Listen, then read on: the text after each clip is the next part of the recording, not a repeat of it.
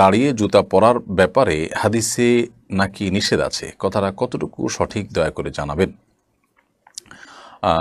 জুতা পরার ব্যাপারে নবী করিম সাল্লাল্লাহু আলাইহি সাল্লামের বেশ কয়েকটা টুকরো টুকরো নসিহা পাই বা উপদেশ পাই আমরা।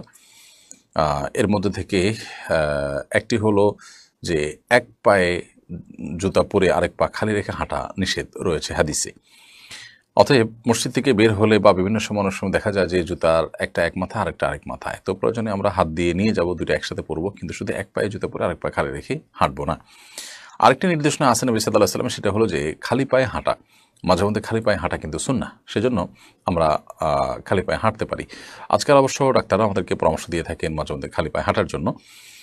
নবী সাল্লাল্লাহু আলাইহি ওয়াসাল্লামের সুন্নাহ এটি, এবং এটি আমাদের স্বাস্থ্যগত উপকারও যেমন বয়ে আনে, ঠিক তেমনিভাবে আমরা সুন্নাহ আদায়ের নিয়তে যখন করবো, নবী সাল্লাল্লাহু আলাইহি ওয়াসাল্লামের অনুসরণ নিয়তে যখন করব, তখন এর মাধ্যমে আমরা সওয়াব লাভ করব।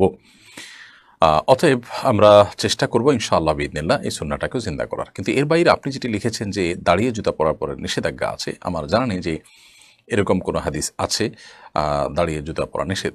আমরা দাঁড়িয়েই সাধারণত জুতা পরি, এবং নবী করিম সাল্লাল্লাহু আলাইহি ওয়াসাল্লাম জুতা পরার জন্য বসেছেন, বসে বসে জুতা পরতেন, এরকম কোনো কথা আমার জানা নেই। অতএব জুতা পরার ব্যাপারে আমরা দুটি সুন্নাহ পেলাম। আরেকটি গুরুত্বপূর্ণ সুন্নাহ হলো যে কোনো ক্ষেত্রে আল্লাহ তাআলা ডানকে পছন্দ করেন। ইন্নাল্লাহা ইউহিব্বুত তায়াম্মুন ফি কুল্লি শাই হাত্তা তানাউলা ওয়া তারাজ্জুল।